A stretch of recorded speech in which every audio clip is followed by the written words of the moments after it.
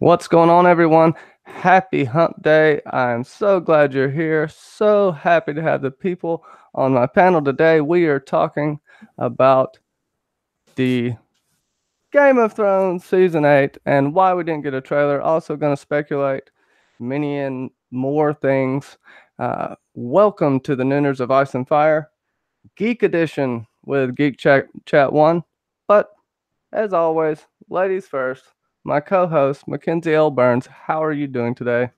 And I know I jacked up that intro. Y'all can go ahead and laugh at me. Laugh at me. I'm doing very well. Class was canceled today because an ice storm is supposed to show up, so it's pretty good. But yeah, I'm excited to talk about all things season 8 possible, and yeah, why no trailer means a new, maybe potential sporting event that we may get a trailer with. Who knows? Happy to join this panel today. Thank you so much for coming on. Yeah, everyone air your grievances in the chat right now about the trailer. We won't stay on it long, but with that, Geekchat1 founder, enthusiast, channel head of Geekchat1, and just the overall man in general, JR Rowley. How are you doing today, my friend? I'm doing good, Johnny. Thanks for having me on, and thank you both for coming on the first annual Geek Bowl for Super Bowl Sunday. Anxiously awaiting a trailer that never came, which was all right. It seemed like everybody else got really bitter about it. We're sitting here laughing at it, making fun of all sorts of stuff. I mean, it was a really great time. I mean, we waited 4 hours for a trailer that really didn't happen, and oh well, it was fun. We had a great time. It was a lot of fun. If you haven't seen it, go check it out. Jokes galore. We're just talking madness the whole time. Let me say hey to everyone in the chat. Jamaica Girl 123, what's going on? Nice to see you. Forrest Blurta, how is it going? Jordy Jedi, what's up? Peter Griffin, Terry T, Reese O, Storm Steele, Nancy T. Oh, we have so many fantastic people in the chat here today. And I know I'm missing people. Andy Burnett, Pandora Stargarian, she stopped by. Tess Luck, what's up? And Lauren's Corner was first, but is MIA. I will have to message her. No. Well, she's at university today, and she's had a very, very exciting day, which is going to be talked about later on Gemma's channel on Secrets of the Citadel, and who she got to hang out with all day. I will not tell you because I'm not ruining the surprise, but I do know, and it is fantastic. Oh, I know. I was getting messages at like 5 o'clock in the morning. Well, actually, no, it's like 3 o'clock in the morning my time, honestly. When she started blowing me up, like, oh my God, you won't believe this. I was like, yes, I can. I'm going back to sleep now.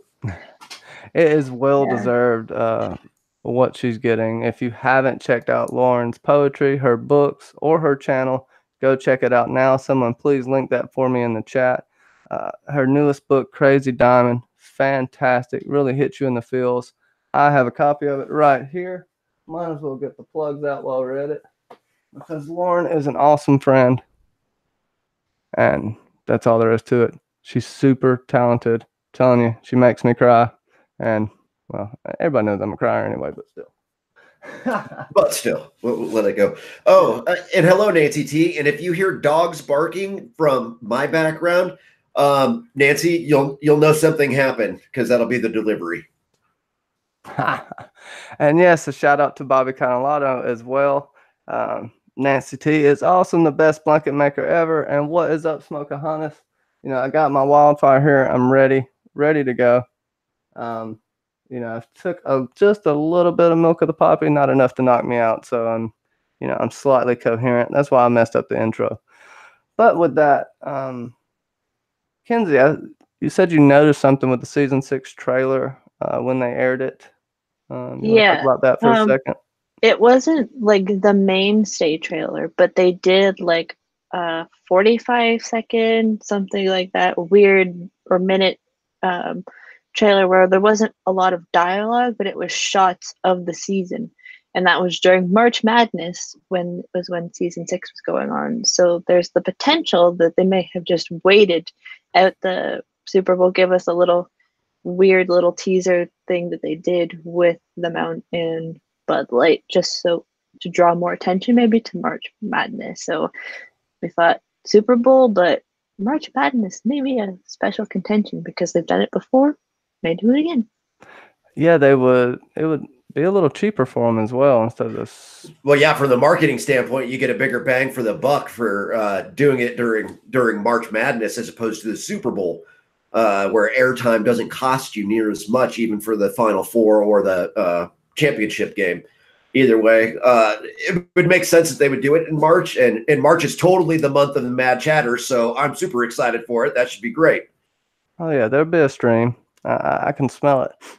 Yep, there's a stream. Yep, with lots of new stuff coming for Geekchat1. So yeah, Mad Chatters will be watching for that, I'm sure. Mad Chatters, hashtag boob glasses. Everyone has to get Geekchat1 to 1,000 subs. So Kyle can dress up like Kyle Lisi, and that is Azora Hype. If you don't know, he is the Kyle Lisi, and I think it is well deserved. JR deserves 1,000 subs. He's a hard-working man, and he has some fantastic thoughts, and we'll get right into it. I'll first off by asking you think Barrett's going to bring someone back? Yes. And you believe that will be John? Or no, it won't be John. John's wishes are to not be brought back. And so if John goes down, I don't think he's coming back on this one. I don't really think that John's going down personally. I think he's going to stay alive. I think he's fairly safe. The person that I see going down, though, is going to be Sandor Clegane saving Arya or Sansa, or perhaps both. But the one person who's in proximity that has no plot armor and is completely book expendable because he's already dead in the books is Beric Dondarrion. So I think Beric will give the kiss of life to Sandor and bring him back. Otherwise, to me, the season 7 dialogue between the Hound, well, not the Hound, Sandor and Beric doesn't make a lot of sense. He's constantly questioning why. Well, just my luck, I'd end up with a bunch of fire worshippers, right? I mean, I think the Hound still hates fire. It's not his thing, right? So I really think that him being brought back by fire is really powerful, and that he actually is proving what he always has been. Not that he was a dog, that he is the one true knight in Westeros, along with like Davos, as far as being knightly, which is the exact turning on its head of the fairy tale image of a knight in shining armor. In the military, we always have a saying about people in shining armor means their metal hasn't been tested. So to me, it makes a lot of sense that Sandor is the one true knight of Westeros. I think you're probably right. I'm just going to go in a different direction, but I would say that makes perfect sense. It's very poetic to be saved by something he's feared his whole life, basically in fire. Right.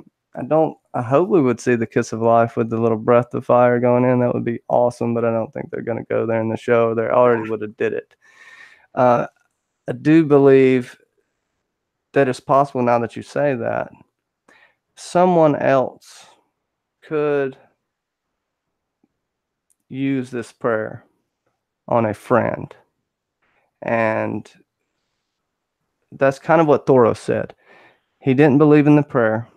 He just said the words. And the only reason he did it was because he was his friend. And I feel like that needs to be a connection somewhere. You could say that the Hound and Beric have gotten along well. And maybe he will bring him back. But where are they going to get the opportunity to be together at the same time? Because I know Beric's still coming from the wall. He's alive, or they would have showed him dying, right? Yeah.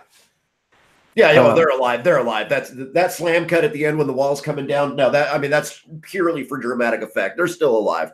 They're either headed to Castle Black, to Last Hearth, or headed straight to Winterfell. One of the three. Those are the only real 3 options, in my opinion. Yeah, I was trying to think of someone. Even the Hound could use it to save someone if he was so inclined. Yeah, but I have a hard time of it being transferred that many times, and that rapidly. I think it detracts from the sacrifice that's made by both the person being resurrected and Beric passing it to somebody else. No, that's a great. You have solid points. I can't really poke many holes in there. I could see maybe John in an act of desperation saying those words for perhaps Sam or one of his sisters or brothers, but And it would. the one that I could see, and I'll give you some on this, is if John does it for Sam. I can absolutely see that happening, but not that John would die doing it, but that he says the words to have some effect, to do something. If something happens to Sam, I can absolutely see John at least trying. Because I could see it set up where Barrick tries, but he doesn't necessarily have the life force or the power to put behind it. But, in the books, he saves Cat, so. Exactly. So the life force is there. And that's really where this comes from on my thoughts on it is because it was passed to somebody to be a protector of the Starks. Well, with the Lady Stoneheart arc thrown out, you have Arya and Sansa, and then you have Sandor and Beric still alive. So to me, it kind of completes that triangle of the Lady Stoneheart story arc, but in a slightly different way, right? It's just a reimagining of it in a sense. Yeah, that's a good point. Kenzie, would you like to read out some of these good thoughts in the chat and then give your thoughts on who Barrick will bring back and why? Let's see. Well, Terry T makes a funny remark before I go ahead and says, I wonder what Johnny B looks like when he takes the red thing off around his neck. That's awesome. And Bubba says, I noticed that Melisandre also had. You should have had the devil head pop up when you did that. Before, wait, I lost it. Notice that Melisandre also lost faith in R'hllor before she was able to resurrect someone, aka John. Yeah, but I'm still of the volition that Davos did it. That it wasn't Melisandre, it was Davos. Yeah, because there's that going into kind of what I think Johnny is leading into is because when going over the climb, which what we did last night, but I put it out this morning, we were talking about who potentially could be the next person that the Lord chooses. Because we were talking about like how Mel was so shocked when Beric had come back and how many times that he had come back, that the one person that abdicates for John to come back is Davos through Mel. So there could be a situation where Davos is the next potentially like chosen one, and I can have Johnny explain it more, but there could be a thing of if they want to bring in R'hllor back into the, not necessarily the fold, but into this world again, that Sam may find something, because we know Sam and Bran are the automatic Google searches of now this world, that there could be something about R'hllor. And Davos is pretty much now, besides Melisandre, the only person who has been connected to R'hllor since pretty much the beginning, besides Beric. And he has not had any other religion influence him, really, even though he was in King's Landing at the time. But go ahead, John. No, that's a good point. You made me think of some other things. Even with the book, she talks about the power in finger bones. There seems to be this connection with Davos. Going back to your point, JR, I do agree with you. I think Davos definitely had the intent and the soul behind bringing John back, along with Ghost. I don't think Ghost heard it all. Melisandre just said the words. And did you read Bubba's comment? I'm sorry, I dropped my headphones for a little bit, but Bubba made that great point about how she had lost faith, and that's when she was able to bring him back. I could see Davos. He was so intent watching those words, watching that process. He probably knows it. He's a very smart man, and I could see him in an act of desperation trying to bring someone back, albeit Dany, one of the girls, maybe their potential baby. There's a few candidates we could use for that, but then you would say that Beric is basically useless. But it would be good to have him try to bring someone back, and he couldn't. I would say that probably the most likely candidate out of anybody that's going to be saved by Davos would be Lyanna Mormont. because she's become the new avatar for Princess Shireen for him, right? So I could see that. I don't think it's likely, but I could see that, and I wouldn't hate it if it did happen. You know what I love about speculation on season 8? It's like, whose line is it anyway, right? Where we make up the rules and the points don't matter. It always cracks me up on speculation for season 8 because it's so true. Fill in the blanks. Yeah, I don't do these often at all. This may be the first or second one I've done, just because I like to save them for special occasions because they're really fun, and you can build up all the speculation that I haven't really got to get out at all. I just get to rant on Episode Club. Right, and what are we on? Like, we're 74 days away from season premiere. Not even. We're like 67 days. Are we 67? Yeah. Man, I haven't looked at the clock in a couple of days. So yeah, because it was 70 days when we did Super Bowl, Geek Bowl. Geek Bowl. So we're now. Yeah, we're 60 something. Yeah, awesome. Hey, Shadow Fox, welcome. Yeah, so Sansa. We'll talk about this. I know Kenzie's favorite character is Sansa. Littlefinger's coming to get you. And do you think she will be queen? I see a possibility of her.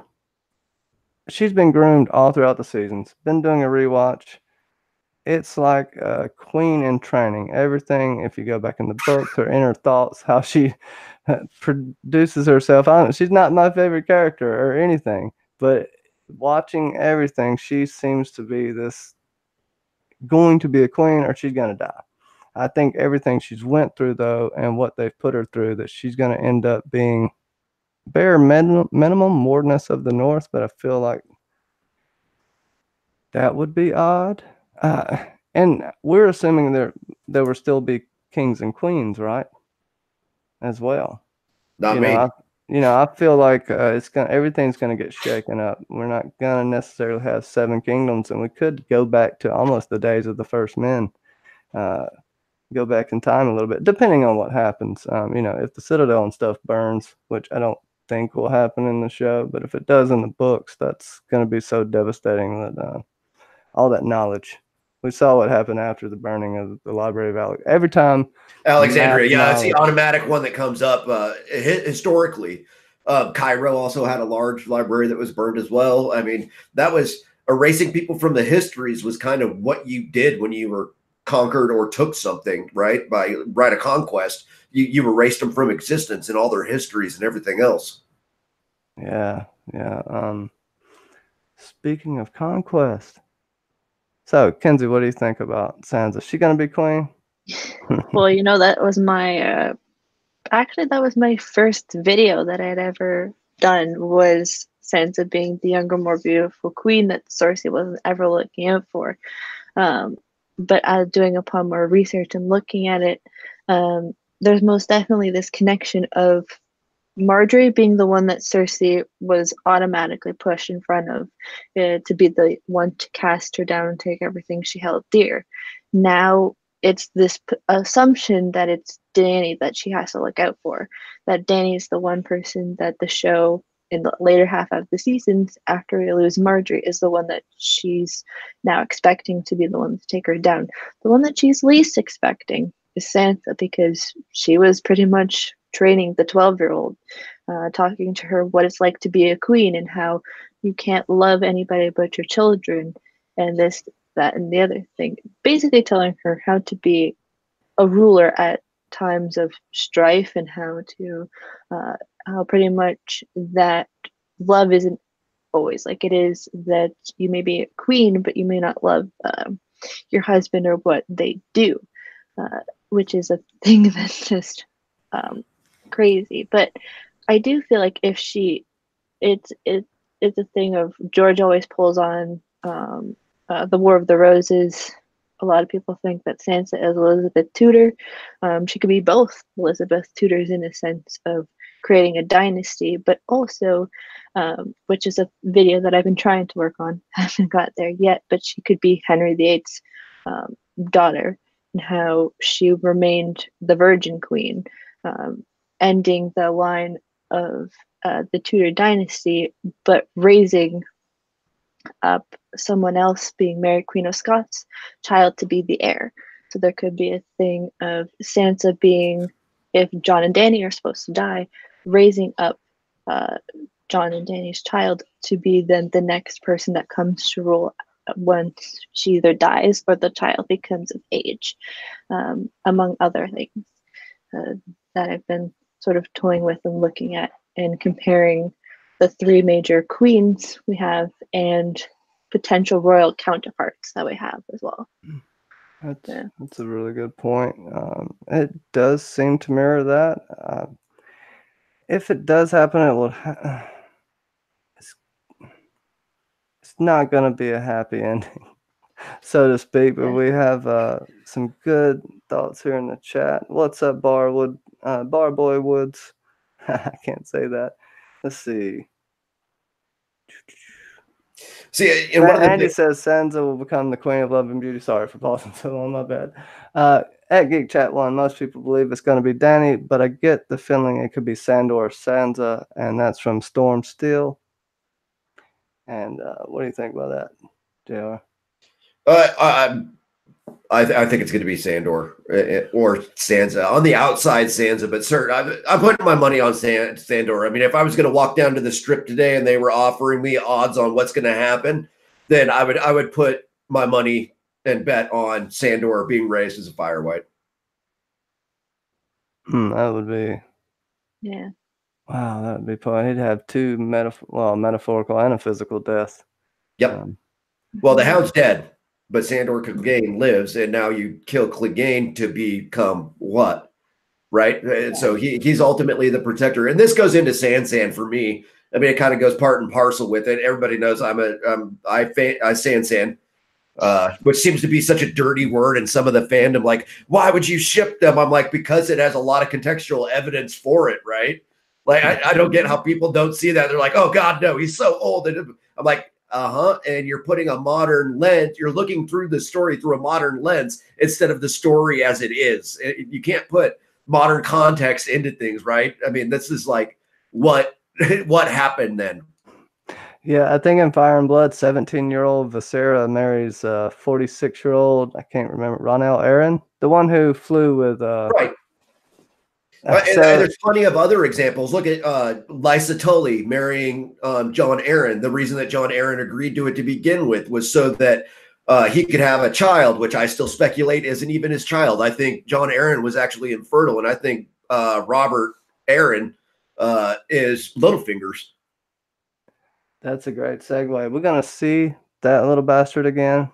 Hey, very punny. I appreciate what you did there. That little bastard again, because he is bastard. Right? I like it. This is a big fortress that they seemingly have thrown by the wayside. But given the Night King has a dragon, it wouldn't really matter if they could ever go to the Vale. Robin Arryn doesn't necessarily do anything. He's a figurehead, right? Ron John Royce basically runs the army of the Vale, right? Yes. So we wouldn't even. And he's in Winterfell. He's with Sansa right now. The Knights of the Vale are sticking with Sansa no matter what. They're riding this one out with Sansa. There is no question in my mind. In the show, not necessarily books. Yeah, I don't think there would. It's weird having to separate it now, isn't it? Like, no, not in the books, but maybe just for the show.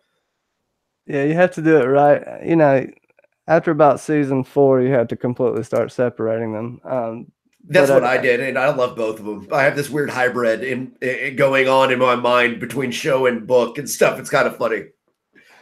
Yeah, I think the only time we would possibly see him is if there's some sort of he has to marry someone to unite something in the end, but I still don't think we'll see. But that would be about it, right? I mean, he's politically, it's advantageous to have him around because you secure the Vale.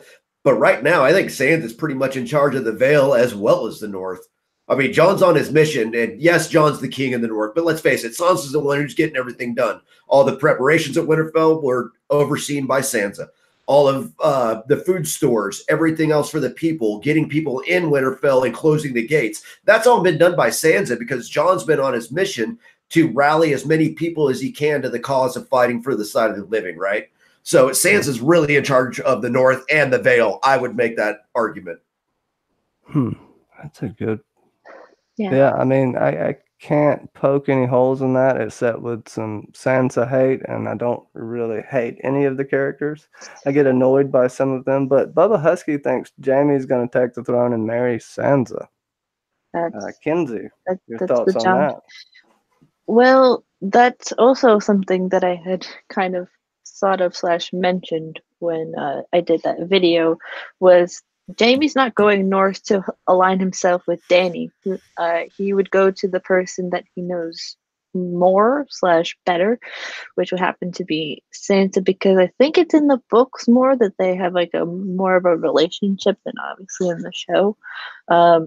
So I could see that happening because Jaime has been kind of dishonored and he's not technically the heir to anything, but which could mean that she is the more powerful person in the relationship, and plus that would ultimately crush Cersei's soul, is that basically he's went to the side of the devil, which she views Santa as. And we do most definitely see, I think it's in season 4, or is it, I think it's late season 4 into it's late season 4 when Cersei commands Jaime to go bring Sansa's head, and he goes no, that he won't do it. And there's potentially a backstory behind that. It could be the fact that those two end up together. Again, there'd be another slight Beauty and the Beast kind of story because of how Jaime's dealing with the fact that he's been maimed and such. But yeah, That's awesome, and it makes me think about something that I've talked about earlier, and I'll throw this to you, JR. If this does happen with Jaime, or in any other scenario, if Jon is ruling, I could see, especially if Cersei does end up having a baby, everyone thinks Cersei's going to die. There is no Valonqar prophecy in the show. That's book only. So you have to kind of throw that out. It could be used as a red herring for the show to throw you a twist. I could see her being cast into exile, sent to Essos or wherever.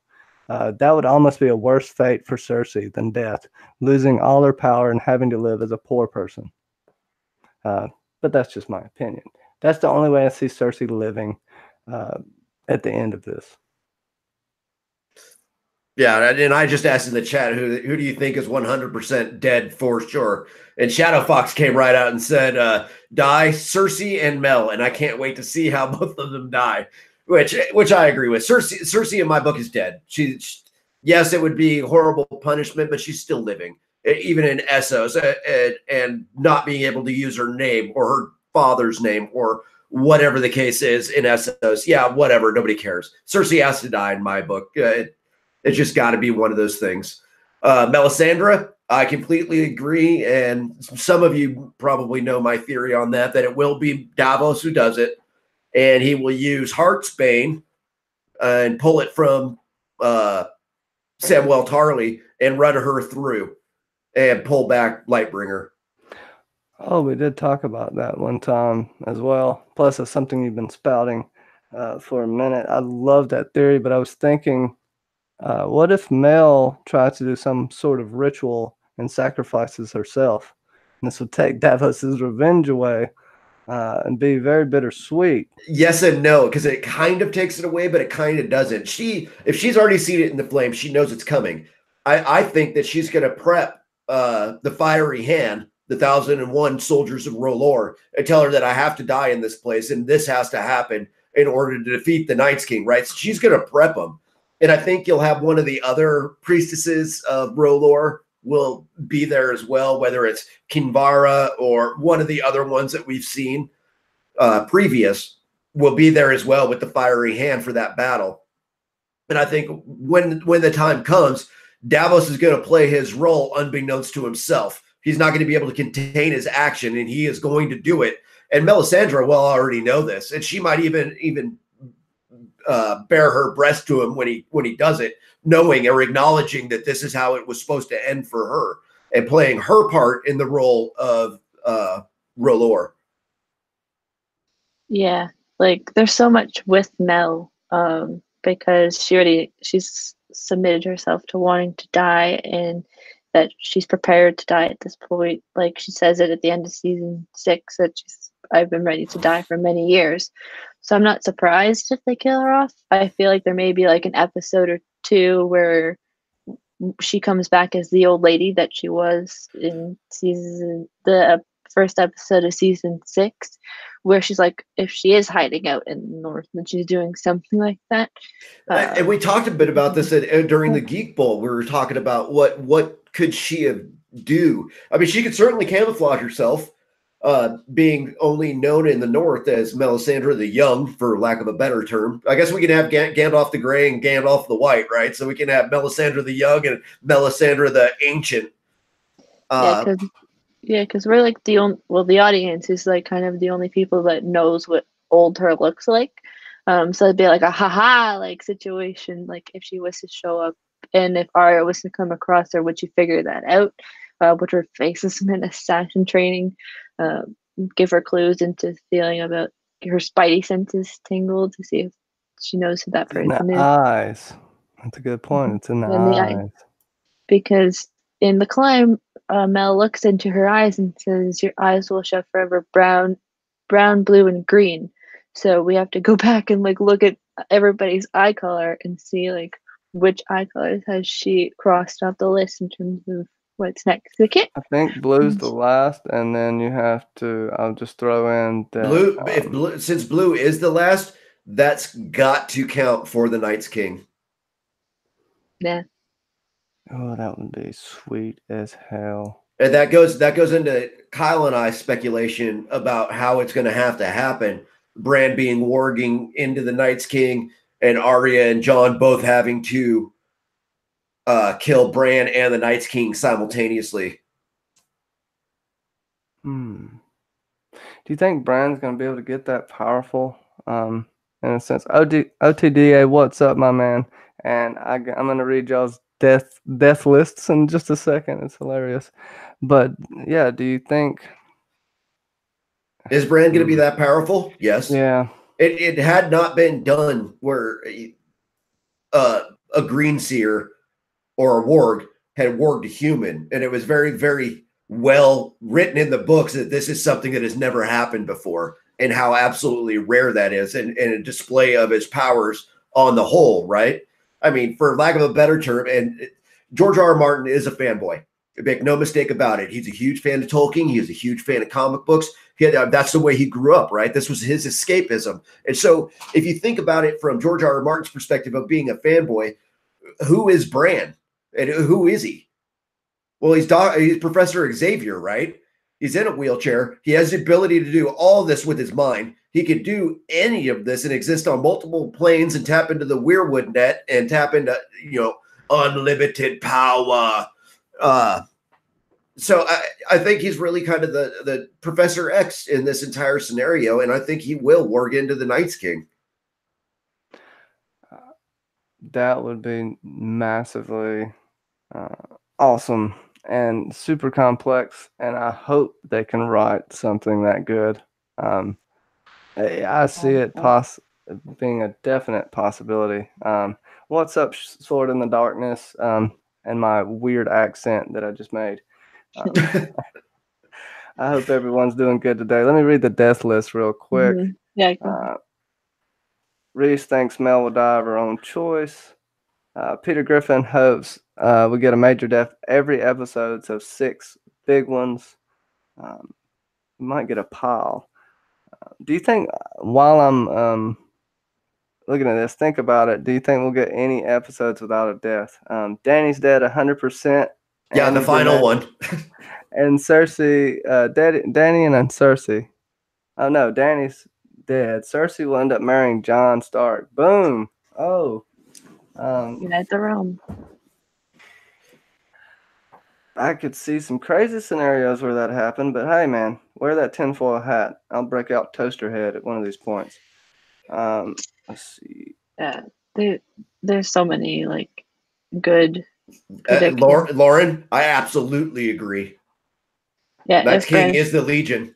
if what I said about Professor X and Bran, then Night's King is absolutely Legion. It's totally true. Bran is the Night King's father. I'm just kidding. That's a good comparison.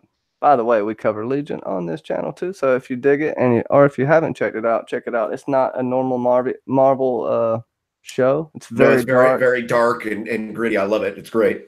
Ominous, keeps you guessing, makes you think. All you geeks will love it. I know you will. With that, I think everyone Expanse. and the Expanse, no doubt. Oh, I can't get enough Expanse. I love it. It's a great show. There's so much good TV. Great TV that's coming on the way. So I'm gonna a side note really quick. Is anybody else super stoked for Lord of the Rings on Amazon? I can fail to admit this, but I've only watched like one Lord of the Rings movie and never read the books. Really? Yeah, never too late to start, though. No, never too late to start. Never too late to start. Yeah. And the Clueless fangirl, Helen and Azora Hype Kyle are working on a podcast for Lord of the Rings stuff. So that should be pretty interesting. Helen has an immense amount of knowledge on Lord of the Rings that is probably ridiculous. Probably like most of our knowledge on Game of Thrones, right? Yeah. I mean, plus there's so much more there in Tolkien. That takes a great brain to cover that. That's all I got to say. The best brain. So one thing that we noticed while watching the finale of season 7, the Dothraki are going up the King's Road alone. They're gonna meet up. They're not alone. They're not. Who are they with? Nope. Jorah's with them. Oh yeah, Jorah's with Grey them. Worm's with them. Missandei is with them. I thought the Unsullied went with John and Dany on the boat. Who? The Unsullied. The Unsullied. They were supposed to go on the boat. Not all of them. There wasn't anybody who was indicated that was going with the Dothraki, though. It just said because John's right, pointing at the map, and he says the Dothraki will ride at the King's Road, and that they will reach Winterfell within a fortnight, while the rest of us go on a boat with the Unsullied to win and meet at White Harbor, and then go to Winterfell. That was like their whole There wasn't a mention. See, let's poke holes in some of the crap things that happened in season 7, like the Dothraki crossing all of Westeros from Lannisport all the way back to Dragonstone in the blink of an eye. Apparently, Varys gave him some mermaid tails or a flux capacitor. I don't know which.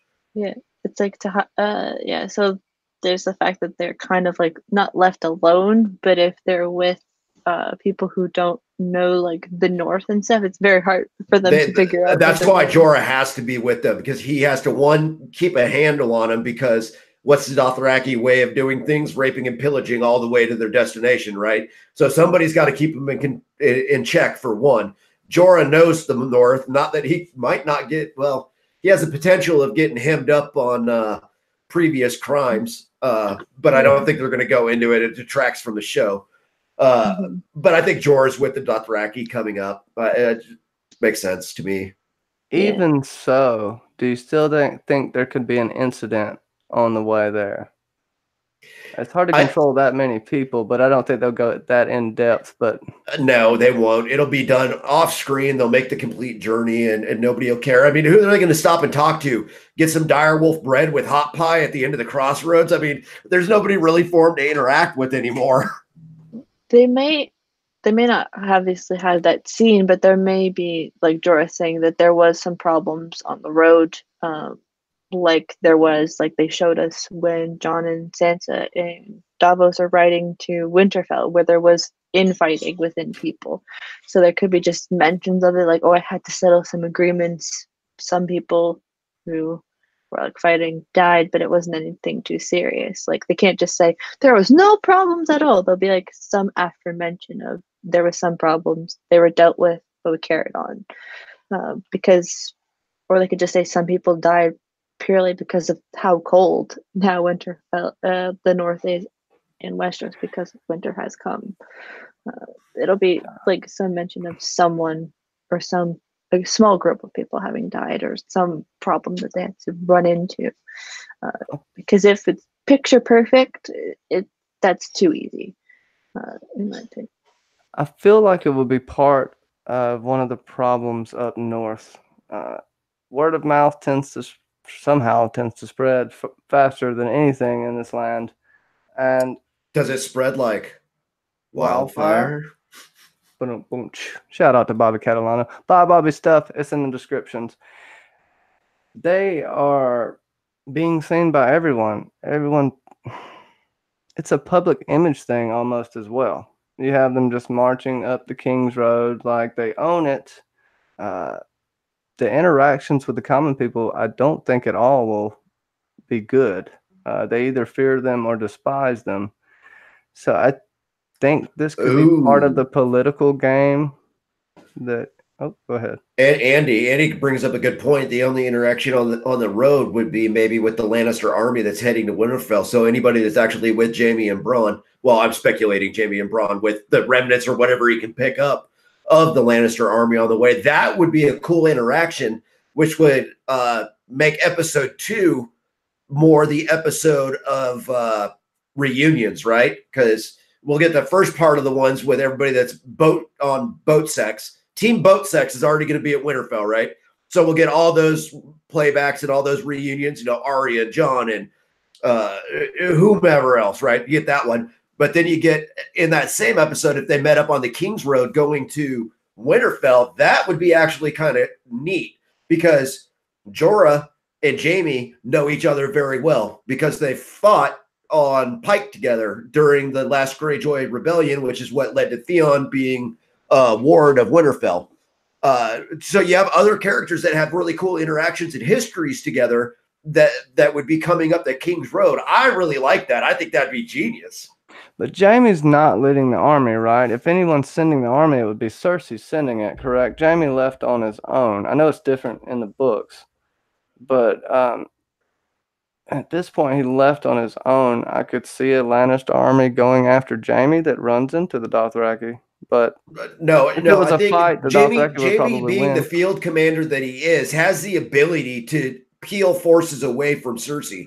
Not all of them, not all of them by any stretch of the imagination, but because of his prowess on the battlefield and as a commander, his type of leadership inspires people to follow him. And so he can peel off just by being himself and going, I'm going north because it's the right thing to do. Whatever he says to him, and Bronn will catch up with him on the road too. I 100% believe that'll happen because Jerome Flynn and Lena Headey can't film together. So what good is Bronn in King's Landing if they can't put him in a scene, right? So get him with Jaime. You get all the great comedy of them going north, and he can look at Jaime and go, what? I wanted 2 fucking castles. Whatever the phrase is. Well, I would even say that Bronn would be more responsible for bringing that Lannister army to Jaime than Jaime would. And it very well could be. Yeah. Yeah, there'd probably he's not a con man. He's just common man. Oh, common man. I thought you said con man. I'm like, he's not really a con man. Yeah, like there could be a thing because Jaime was heading north by himself, so he could get to somewhere and be like, write a raven, send it to King's Landing, meaning Bronn. Say bring the army with you, because the last time we see Bronn is him and Podrick going for a drink somewhere in the Dragon Pit. Yeah, they just walk. Yeah. They're going to talk about Podrick's magical penis. Yeah, so they're going to do that. So there's probably a few people that jump. There's a idea that I had that it's like a thing of Jaime maybe shows up by himself, probably with Bronn at like the last moment.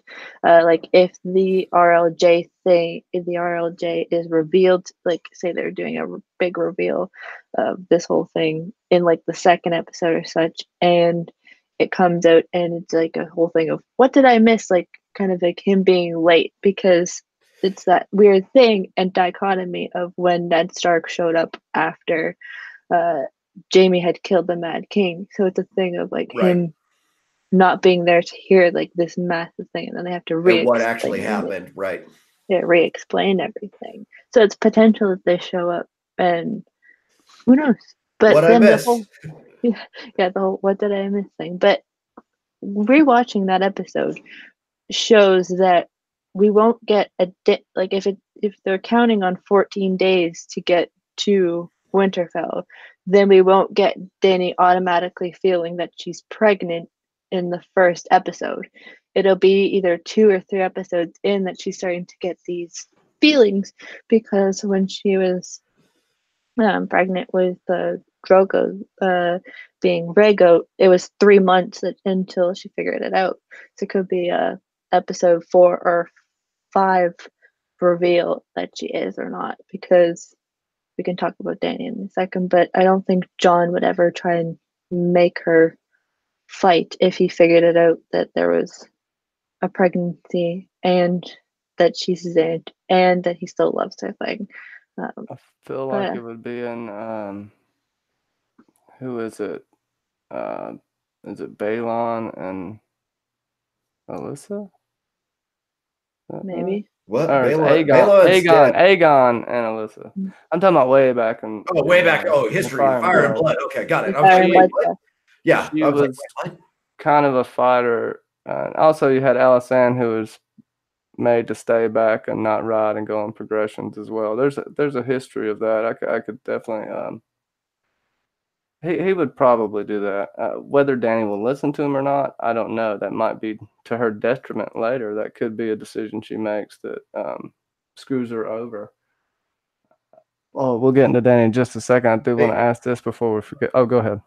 Well, Andy's pointing out, is anybody else bothered? But Jaime hasn't learned how to fight with his left hand yet. Such a great fighter, but only with his right hand. Really? Come on. I get what you're saying, but in the books, it's really profound, because the first thing that he thinks about after he loses his right hand is how to use his left hand. It's always been a shield hand. It's only here for a shield. What do I do with this? And he refers to it as a thing, like his left hand is a thing. It's not even his hand, right? Because it doesn't have the prowess and ability that his right hand did or does. So it makes sense that he kind of doesn't have the ability to fight with that hand yet. Yes, you can use offhand for Dirk, like he does in King's Landing when he stabs Jory through the eye. But by and large, he was a right-handed fighter and never trained one to dual wield, which is really not talked about anywhere in the books. And then as a shield arm, it's all it's there for. Yeah, he seemingly kind of pushed it to the side after they saved Marcella. We didn't really get much more there. He's still really brave, / stupid, going at Drogon there. With that, I'll read some of these comments. Lauren's Corner thinks Bronn's going to sing one last time, more or less, before he dies. Bronn can't die. And a Cantina Buzz tomorrow. They're going to be on your channel, JR? We'll record it. We actually record and do premieres for Cantina Buzz. But yeah, season 2 will start. We'll record tomorrow and probably premiere on Sunday. Okay, very cool. Go check that out for sure. Shadow Fox, thanks. So the Lannister army will just naturally follow Jaime and leave Cersei. I could definitely see that happen. Let's see. Jaime is a commander, not a soldier. He'll lead from the rear. Shadow Fox, yes and no. He's very much a field commander. He'll be up there doing what he needs to do, one way or the other. I really hope that part of his hand was made out of Valyrian steel, because I would love to see Jaime bitch slap a White Walker and just have it. It would be great. All right, Gendry might remake him one. Or right. Just run around like Odd Job in 007 on the N64 and just hand chopping people.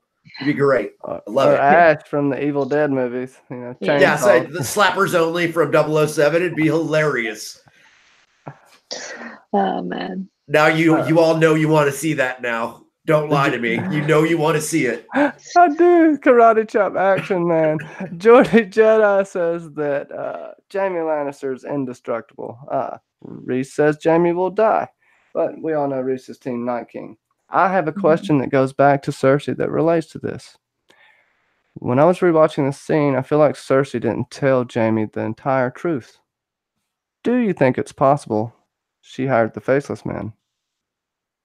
No. Why not? Elaborate, and then I'll give my Well, reasons. that's why I not think what she you could asked. have. You said, "Do you think?" And I said, "No." Oh, I know. I'm asking why not now. It doesn't have a use. There's no plot. There's no plot to drive with that. There's no anything else to do. They're a religion. They're not like the Catholic religion, right? They're not Catholics. They don't have an endless bank of money from tithing. They're a fairly poor religion, especially in Westeros for funding. I mean, the Faith of the Seven draws up all of that by and large, and the old gods don't require it. So I argue that they are the Bank of Bravos, that they're more intertwined than we may think. Who? The Faceless Man. Oh, no. Those are absolutely intertwined, but you're talking about R'hllor, I thought. No, I asked if Cersei hired the Faceless Man. Oh, sorry, I misunderstood then. Okay. I probably went robot or something. I'm not entirely sure. Did you bust out into Cylon, John? Probably. Okay. No, I don't think so. Cersei's using all the money to hire the Golden Company. The Golden Company's coming over with Euron. That's all that's going to be there. That's it. It doesn't feel like nearly enough, man. It is. It'll be plenty. Well, especially because of the history of the Golden Company is of the Targaryen rebellions, right? What's going to happen when they've been purchased to fight against a Targaryen?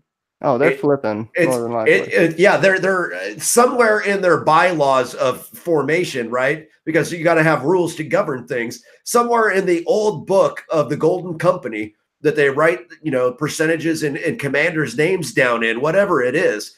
Somewhere in that book says, "Thou shalt not fight against Targaryens."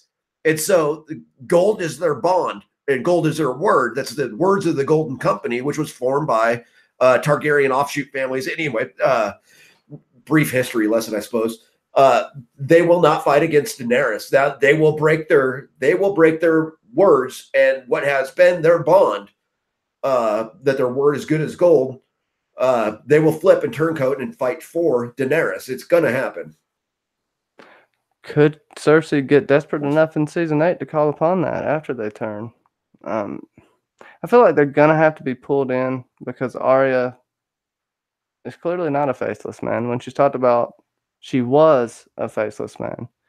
No, she says I was no one. Well, when Sansa's talking about her, she said, Shorty Jedi, and Reese too. I believe so too, JR. But Order 66, yes, that's exactly what's going to happen. It's Order 66 in the gold book of the commanders of the Golden Company. Go ahead, Kenzie. Yeah, there's this whole idea that they haven't done the faceless men because Arya has to face some sort of punishment for going around and slicing throats and killing all these people by saying she's like ripping off the faces and saying she's Arya Stark. Like, I don't think that's even written in Faceless Men Training 101 that you do that. So they're going to come back in some sort of fashion, whether it's just jacking, will be something, but I don't know if they'll have an entire army of Faceless Men show up. They may just get something like the Second Sons or something to show up if a new army is to come around. Unless Dario, this is the weird thing, unless Dario somehow founded a new mercenary army and he shows up, because I feel like that may be a thing that shows up because we haven't seen him since season 6, and she said that he's only in control until the Marinese pick their own leader. So where is he going to go? He's probably, even though people are thinking, well, he probably won't follow Dany, but it's that weird thing of, are you going to sit beside a perfumed lord when you sit the Iron Throne? You may want to actually see that and see who the quote-unquote lucky bastard is when this happens, because that's what I would think, is that there would be the Second Sons or something shows up besides the Faceless Men. He could be back. I feel like so the Faceless Man. This is what we'll do, and I pull a quote from Fire and Blood. The Sea Lord of Bravos talking to Septon Barth. He said, "I can't burn King's Landing to the ground. I don't have that power, but I can kill a few select people, very strategically. And if Cersei does hire the Faceless Man, she can kill more than one person or have that happen. I feel like it won't necessarily come down to that, but I think it's an option, and I'm trying to think of a way they could reintroduce the Faceless Man in a non-cheesy fashion. I because we're gonna get a cameo from Jaqen. That's like the face of the Faceless Man. Even though Jaqen's dead, the waif turned into Jaqen, and then there was another waif out of nowhere. So, and the Kindly Man, I don't know where the hell the Kindly Man is. So, I know. I really wanted somebody sucking a worm out of the Kindly Man's eye. Like, it never happened. I was sorely disappointed in it. no, man. But I do feel like it's possible. But I know, like, apparently the Faceless Men's skulls are a shot of tequila that have worms in them. I guess, I don't know. Maybe don't eat the worm, man. Don't eat the worm. If you want, we can go into Danny and what you think is going to happen to her. Well, we got a couple of things that popped up in the chat. So OTDA says, it's kind of a question, Cersei has no money for them, though. She's having to rob the Tyrells to pay for the Golden Company. Well, I don't think that's exactly what happened. She used the Tyrell money to pay off all the back debt of the realm. So they are currently debt-free, which allowed her to take out more credit with the Iron Bank. So she's back in debt to the Iron Bank, but now she has the Golden Company. I think that's what happened for it, or what happened when that went down. That's my opinion anyway. Yeah, I think it was just the Tyrells, like the money from the Tyrells. So yeah, she probably, whatever money she needed for the Golden Company. Yeah, the Golden Company, that's another payment that she has to make in the future. And it's probably contingent on probably her survival, I guess. Maybe not, because the Iron Bank will always have their due one way or another. Yeah. Golden 66 is now a thing. So be sure to hashtag Golden 66 because you heard it here first. Sword of Darkness says Faceless Man won't come for Arya because she's fighting their enemy. I would argue that the Faceless Men's enemy is more than likely slavery and dragons, given their origins. That's my opinion. It's seemingly Jaqen liked her list, but that may not be the reason she was picked. I don't know about that. I think I don't think the Faceless Men really have enemies, so to speak. They have an agenda and an ideology, if that makes sense. Maybe I'm just rambling. Like, anybody could be their enemy, because it's like whoever is. Well, it's paying a high enough price. Whether you're a prince or a pauper, it doesn't matter. When it comes to hiring the Faceless Men, it's exacting its toll. That is basically going to be of half your value, whatever that is. But if you're a pauper, it's less, but it means more. Whereas it can be just money if you're rich. It's that trade-off. Just like they kind of, I don't think it'll happen in the books, but the mummers, the traveling mummers, like in the show where the young actress was trying to kill off Lady Crane.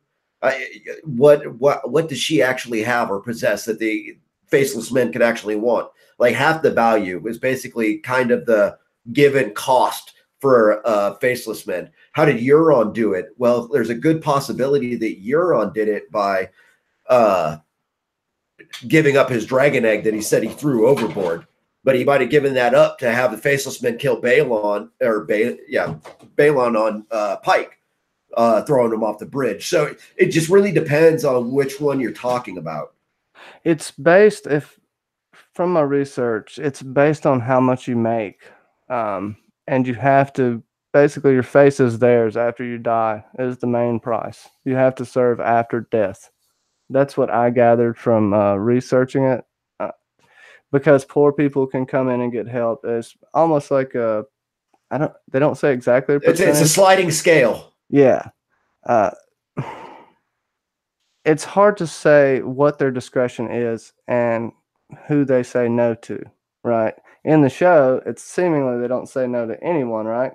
Right. If they can pay, they're good to go. So it kind of mucks the water up. But they do have an ideology and stand for something. I think it's slightly been lost, but we might see that in season 8 come to fruition and kind of close up the door on the House of Black and White, because they just left it wide open. I would like to see it wrapped up slightly, but I could be dreaming.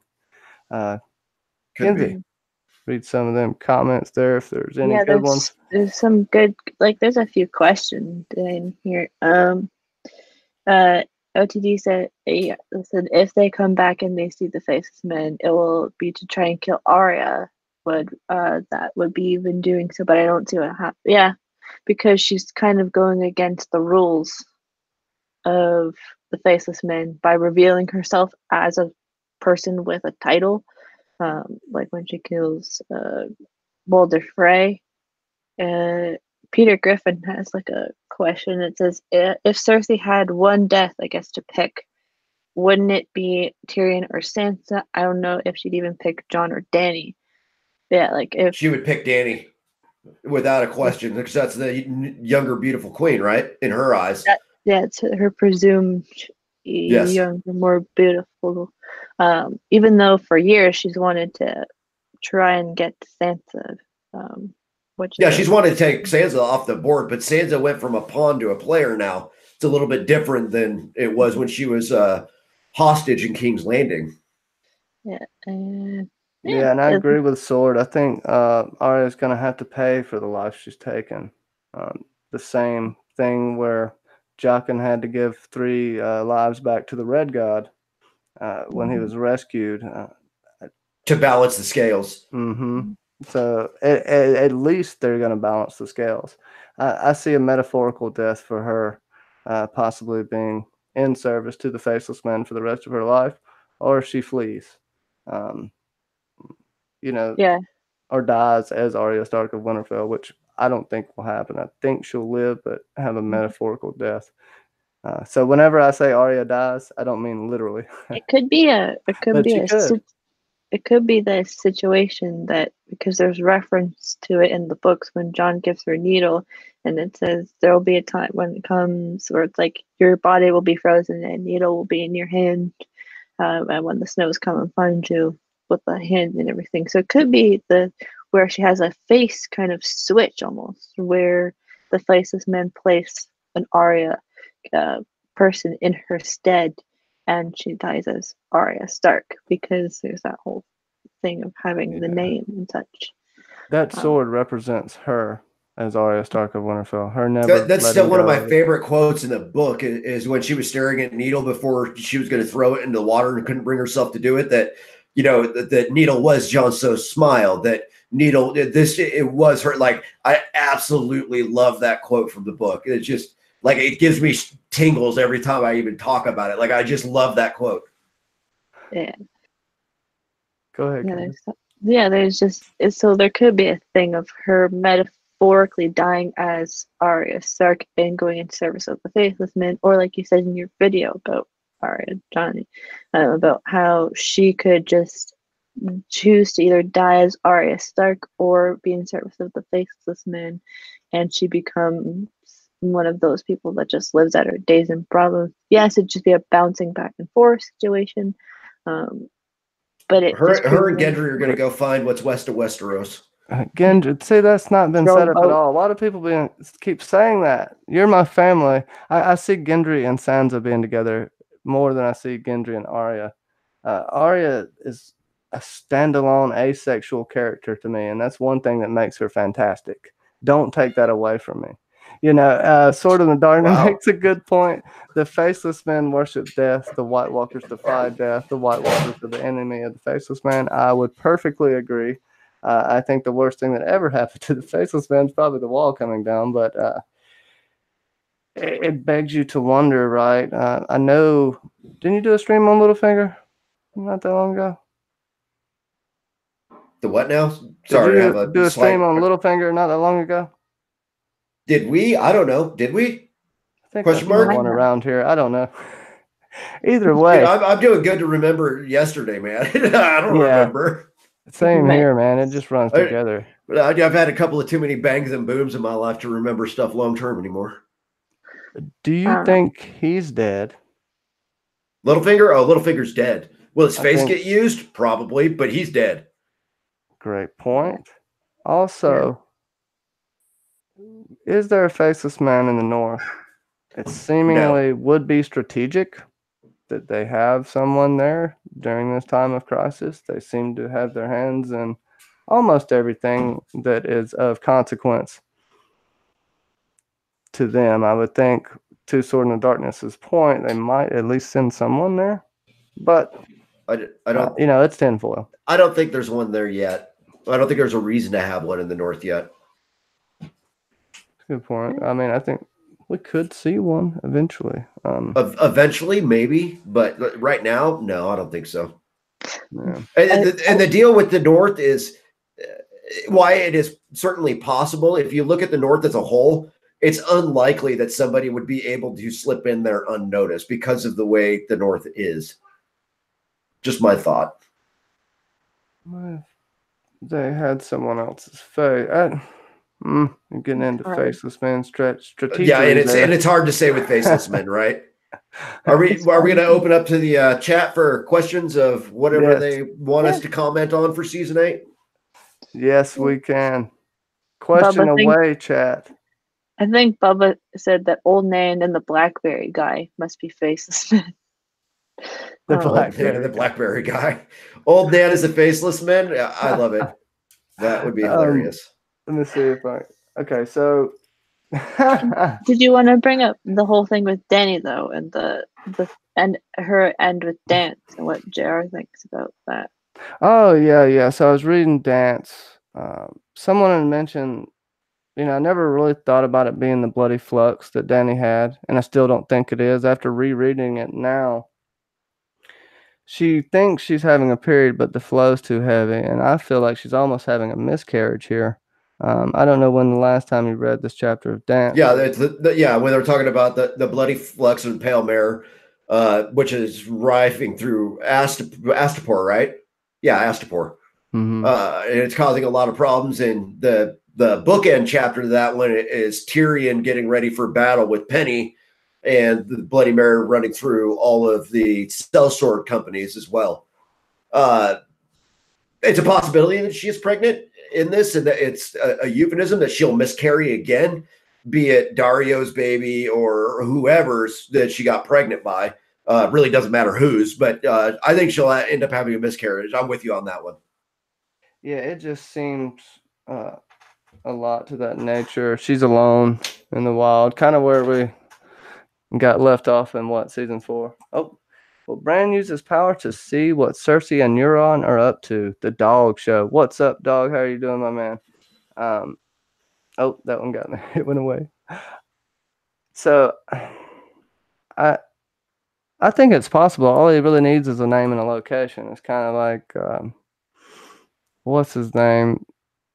I can't remember the analogy to think of, but I feel like he could use it. He just needs a little bit of information to get him there.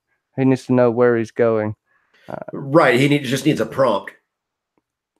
Penny from the Magicians. Like, he needs to know where he's going, or he could end up in a volcano when he's jumping, traveling. Yeah. So yeah, he's got to have an endpoint. It's like if you're doing a faster than light jump, an FTL jump, or you have to calculate that you're not going through a planet, that you're not going through a star, that you're not going through anything. You got to calculate that into your jump, right? So it's the same kind of principle. Nightcrawler and X-Men, he can go if he can see, but if he goes blind, he runs the risk of permanently screwing himself. Yeah, that's the other one I was trying to think of. I can't believe I couldn't think of Nightcrawler. Okay. Dude, I'm a geek for years, man. I got all sorts of references down it for spades. Do you think? Yeah, you agree, Kenzie? And also, would you like to Yeah. read the Yeah, question? I feel like it's very possible that he would use the powers to at least check what Cersei's doing, because he could probably have this weird thing about her or some sort of plan, because he like probably through ravens or something to figure it out. Yeah, that would be something that they could use just to confirm what Sansa's probably thinking and to prove that John and Danny are very stupid in the fact of believing in Cersei. The next one is, who is the Love these Valonqar in your questions, guys. opinion, by the and way. will it be the who will be in the show, or does Cersei dies somewhere else? As I think it was OTDA. I think That's OTDA. Yeah, sorry, I didn't get the name in there when I saved it. I feel like either the Valonqar, because High Valyrian is gender neutral, so you have Yes. multiple options. You could like watch, like if everybody who says that Sansa is the stupid one, it's either she maybe orders Arya probably to do it, because we know she doesn't want to kill anybody, but she uses her executioner to do it because it's A, Arya crossing off the list, but B, it's more impactful. It's if it's anybody outside of the Lannister family, it's my opinion most likely to be Sansa because of the key and intimate relationship that they had, and it just gives Arya the ability to cross Cersei off her list while giving orders from her lady, being her sister. And if Cersei dies somewhere else, it's because she was given the opportunity to live. Because I don't think John's gonna like have her head chopped off or something if they do end up winning in the end. It'll be put into exile or just left somewhere else, or gives her back Casterly Rock or something like that. It makes me think of something that JR probably has already said, and I know he thinks. I've got one for Cersei going somewhere else, that she might die somewhere else, and a little bit to go on it with. Well, Littlefinger is the little brother. That's what Cat calls him. So you could go with this and Arya using Littlefinger's face. Right. I need my tinfoil for this one though. Ready? I know, right? Though, but he is referred to as little brother a lot by Cat. He's like my little brother. He's like she thinks it. She says it to Ned, especially in the books. In the show, he's referred to as that. I could see him as being a long shot Valonqar, but it wouldn't be him necessarily. It would be Arya. So it'd be almost two people doing it at once. The thing about the faces is you take on. In the books, you take on that persona and you have to relive the last moments of these people. Right. And it's almost like warging. So with Cersei, this is what I think is going to happen with Cersei. So you're going to have to put a little bit of tinfoil on with me to get here, though, right? Okay, so what we know about prophecy is it'll bite your prick off every time. So maybe the prophecy itself isn't telling us exactly. The sea came to Winterfell and crashed over the walls, right? Okay, well, it's a metaphor inside of a prophecy. So what do we have inside the prophecy? The Valonqar shall wrap his hands around your neck and squeeze the life out of you. Okay, so we have a metaphor or symbolism here that's going on, right? So here's my slight tinfoil that's not necessarily tinfoil theory of what's going to happen. That this might be book. I don't know if it'll happen in the show, but this is pretty book heavy. Cersei is going to open up a double front against Jon and Daenerys. So Jon and Daenerys are going to be fighting the north against the White Walkers and having to fight Cersei from the south. They are going to do this in the neck. Okay. We're going to have two forces that are fighting. Ultimately, the Night's King in a huge final moment will, boom, come together. Bran kills the Night's King by Arya and Jon killing the Night's King and Bran simultaneously. However that happens, doesn't matter. Now they're left with facing themselves south to deal with Cersei and Cersei's forces. Well, they're going to be at the center of the battle where Cersei's going to be trying to envelop them from around the sides. What's going to happen is the exact reverse of that. They're going to envelop Cersei in the south, right? Which is going to close around her neck. Okay, she's in the neck. The physical location of the neck is where Cersei's going to meet her death. What's going to happen is Jaime and Tyrion, Jaime's left hand, and those armies that he is commanding at the time that he needs to face Cersei down will be coming in from the left side of Westeros. The fiery hand, which is the right hand of R'hllor, will be coming in from the opposite side. So now you have the two hands coming together at Cersei in the neck, and that is where she's ultimately going to perish. So you see Cersei leading the army. Right, she's going to go with the army, not leading it, but she's going to be with the army during the battle. You don't see her staying back at King's Landing a lot like she did. Correct. She's going to have to do. She's going to have to do something now.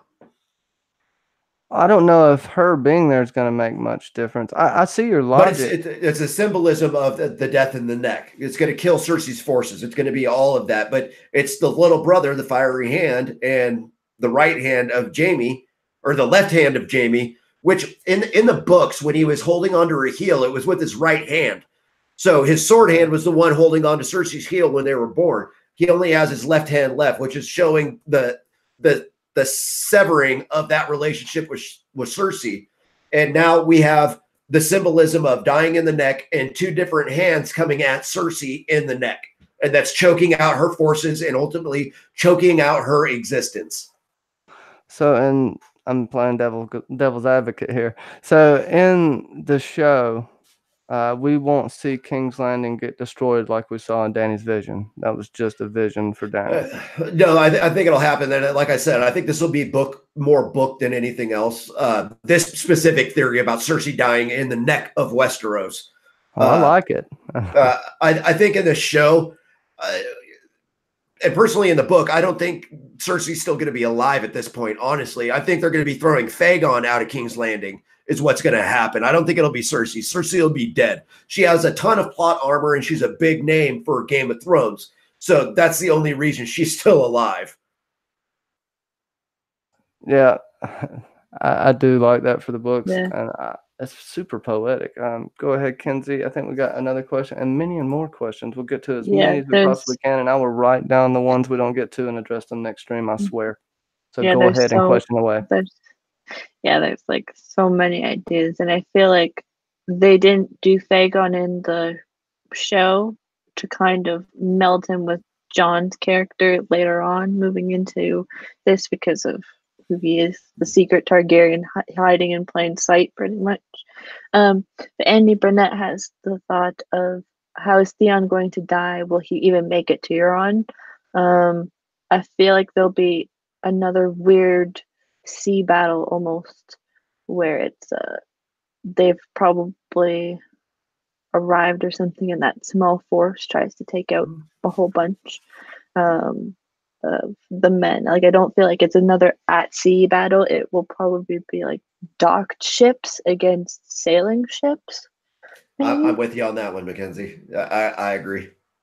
Because if we're supposed they're to, going to be loading the Golden Company when it happens. And what I think is my theory, show theory, not book theory, my show theory for what happens or what that looks like is Theon does it as a snatch and grab to grab Yasha. That's just what I call her, because it's Osha and anyway, Yara, Yosha. So he's going to be, his ship will be fully rigged and it'll be paralleling Silence, and he is going to jump overboard with her and then get snatched up by his crew and his ship, is my thought. That's how he's going to save Yara. But it's going to be while they're loading the Golden Company, so they can't break from the load and give chase to them. Yeah, I could definitely see that. And it's a snatch and grab. I also feel like Theon needs to be alive for a bigger purpose than just saving his sister. Correct. If he does die, I think it will be maybe even saving one of the children, Arya, Bran, or Sansa, or whomever. If he does, he's already saved Sansa, so I think maybe he'll save someone else. But who knows? Go ahead. Right. Theon is SEAL Team 6. Yes, Connie. That's kind of what I'm going for. Yes, they're going to do a snatch and grab and get Yosha out of there, and they'll be on their way to White Harbor. Yeah, I feel like there's Yosha. Yosha. Yeah, Theon will have a rescue mission because that's his whole thing. Because even though she failed him, he probably won't fail her in this. Yeah, OTDA says, "Damn, I wonder if Yara is an episode 1 death because they need to start taking people out, and she seems to be kind of redundant at this point, as she was only in a few scenes." Maybe. Well, and I can't wait to see what happens to her in the books personally, because right now she's a captive of Stannis Baratheon in the north, which is great. And Lady Mormont, not Lyanna, but Mage Mormont is with her as well. And so there's a lot of stuff that's way more interesting in the books than the show let happen, unfortunately. Andy Burnett, optimistic as usual. He will try but be caught and killed. Wah wah. Wah wah wah. Poor Theon. Yeah, they'll try and give him a stupid death after being brought back up. For all that. Okay. So Connie brings up the point that maybe she'll be tongueless in the show, like Euron's crew, the Silence. So all the crew members of the Silence have had their tongues cut out. And I think it would be a very, I say funny because it's dark gallows humor, which I find the humor in. I think it's hilarious. But that would be hilarious to me if she had her tongue cut out, because that means both of Balon's children have had their favorite toys taken away from them. Yeah, I could see it. And that's a great point, Connie. The Silence Euron in the books is just fantastic. He's a monster. He's a monster. It's so bad. I feel bad saying I love him, but I do love book Euron because show Euron has spoiled me. Oh, it's so creepy and far out there, like the Forsaken chapter. I still get God. I mean, it's a pretty hard read, right? Yeah. What's up, Chrissy of Old Stones? How are you doing? Mod in crime. You're mod. JR mod. Yeah, it's crazy to think about what could happen in all these episodes. Because there's so much. And then Euron just looking like he walked out of Hot Topic while everybody else is in. I've been saying that forever. Did you steal that from me? That's eyeliner, man.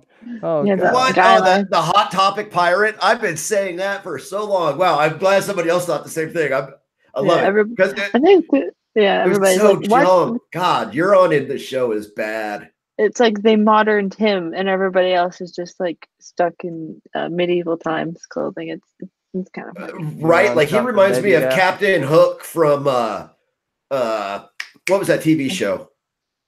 Even the I can't think of it off the top of my head. No. Once Upon a Time. No. Once Upon a Time. Yeah. What he's like Captain Hook and Once Upon a Time is what it reminds me of. So I'm like, he's like the Hot Topic. Like, you want to be punk, but you're too bubblegum. Like he's the Hot Topic pirate. Like I don't even know what to do with him in the show. It's just like, you're kind of a waste of a character. Smoky GQ Euron. Yeah, I can't wait to see him die. And Pylu's a great actor too. I feel bad for him, but the writing has been crap for him. He's done as much as he possibly can with that.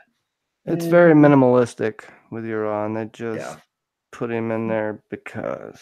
So that's Euron. I thought it was Dave Navarro. Yeah, Peter. That's actually supposed to be Euron.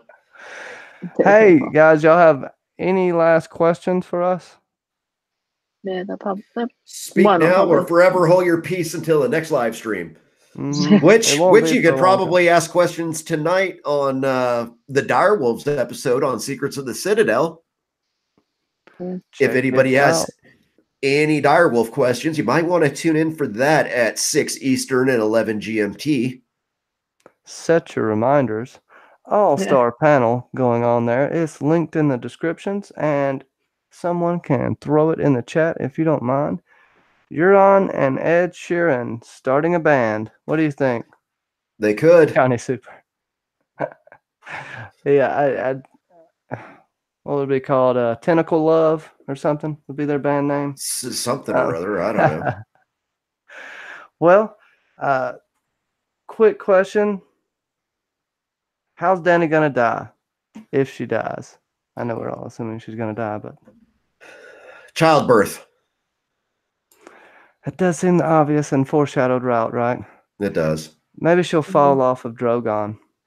Yes, free Ghost. Hashtag free Ghost. We are freeing Ghost on Secrets of the Citadel tonight. That is for sure happening. Ghost and all the siblings, the ones that are still alive. Which is Nymeria and Shaggy Dog in the books. Yeah, for Shaggy Dog. Yeah. Danny. Oh God, I feel like she's either gonna die by childbirth, which is the most all the Danny fans say that's cliche as hell.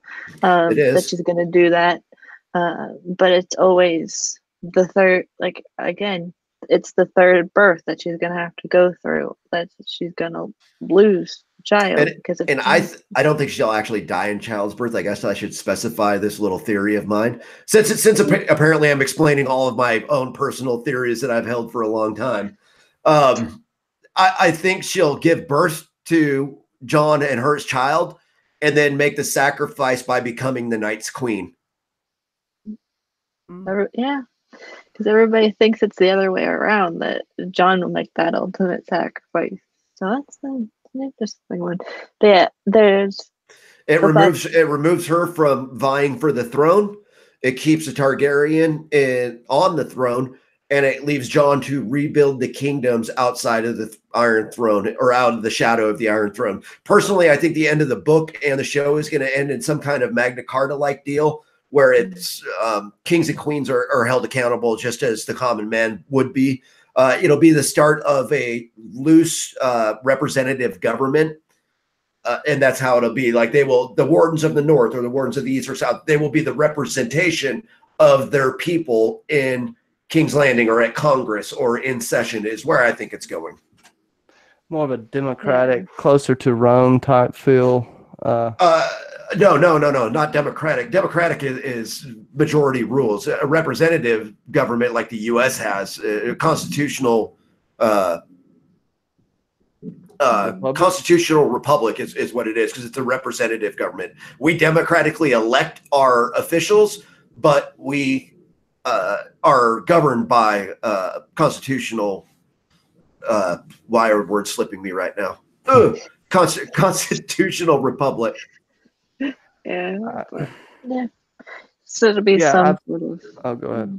No, I'm just saying it'll either be like what we're saying, one or two things. They'll either give the storybook ending that the princess or prince of Jon and Dany gets to live on, or a regent is put in place, or we'll get the Constitution. Like we would get some sort of the Seven Kingdoms are separated again, and then there's just the rulers, all of that sort of thing. It's either one or the other. Like with Dany's survival, she is or she isn't, or Sansa with her survival, it is or it isn't.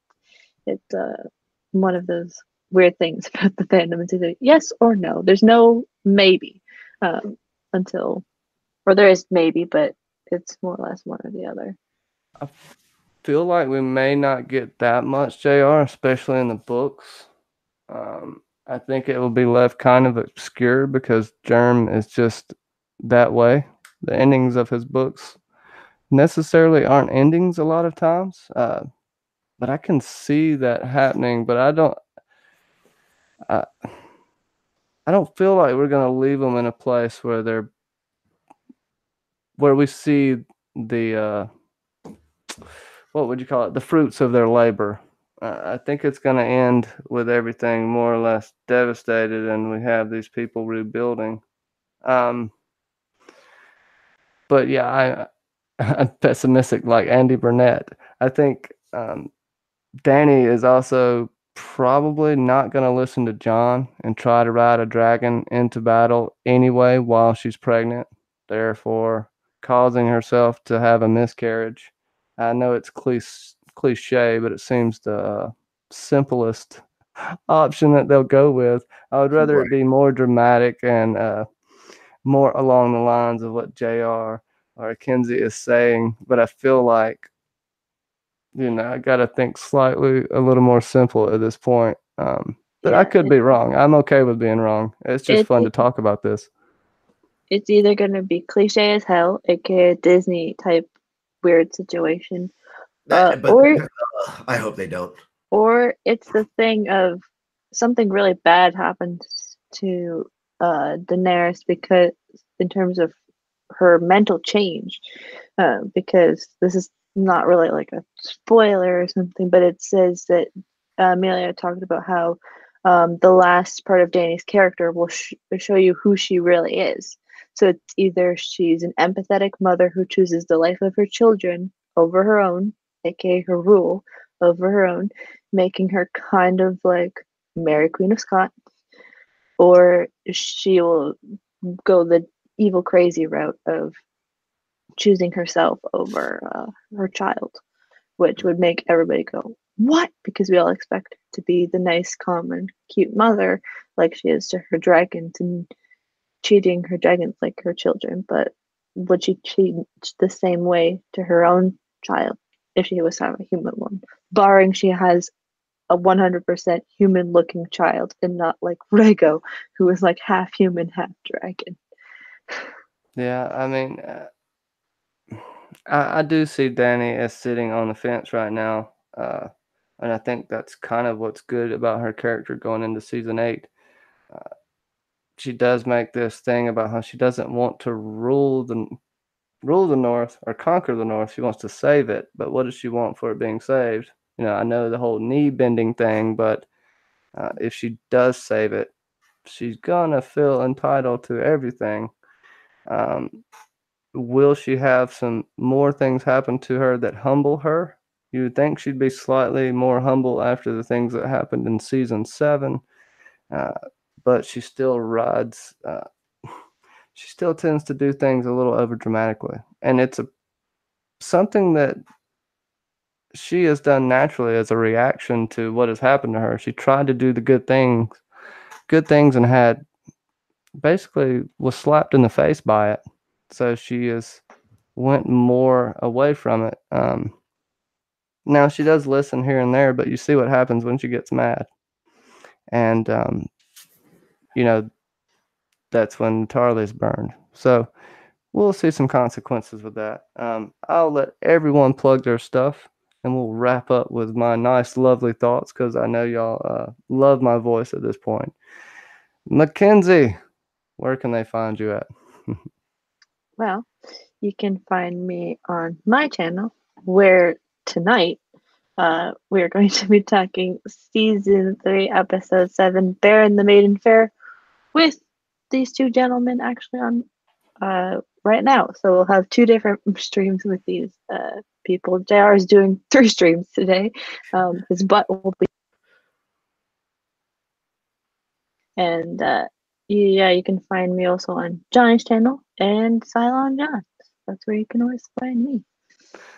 JR, do you do anything, man? I don't see you around too much. No, I do nothing. I do nothing and no one. JR, you can always find me on Geekchat1 on Facebook. Please come and join the chat. We continue on most of these conversations on there, or get other ideas for different streams or what have you on there as well. So please come and join the chat. Great group of people, very friendly. We don't do real world anything there. We live in a land of fantasy. There's been a lot of mad chatters in the chat. So thank you for coming out and supporting both these great content creators, MackenzieLBurns and Johnny Be Crazy. Like Mackenzie said, I'll be on her channel tonight. We'll be discussing the Bear and the Maiden Fair, which is a very Brienne and Jamie heavy episode. One of my favorites for Jamie, which we'll talk about tonight. And at 6 o'clock Eastern, I'll be on Secrets of the Citadel with Alicia Kingston. Lauren Cullen, Kyle is going to be out. He's actually sick. And Gemma Stark, of course. On Secrets of the Citadel, and we're talking about everything direwolves, including folklore and history from our own world, included in the myth and mythos of the direwolves and what roles they play inside of A Song of Ice and Fire. So please come and join us for that one as well. Yes, do that. We will all be there. I want to thank you so much, JR, for coming on, and you too, MackenzieLBurns. It is always a pleasure to have great minds on this panel. I want to thank everyone in the chat. Be on the lookout for Saturday, Fire and Blood, Death of the Dragons, the Greens and Blacks, if I'm not mistaken. gonna be a fantastic episode. Gonna have Lauren Cullen and John St. Baptiste and MackenzieLBurns on for that. So sit back, grab some coffee and your fire and blood, and we will see you next time. Thank you so much, everyone. Peace. Salancha.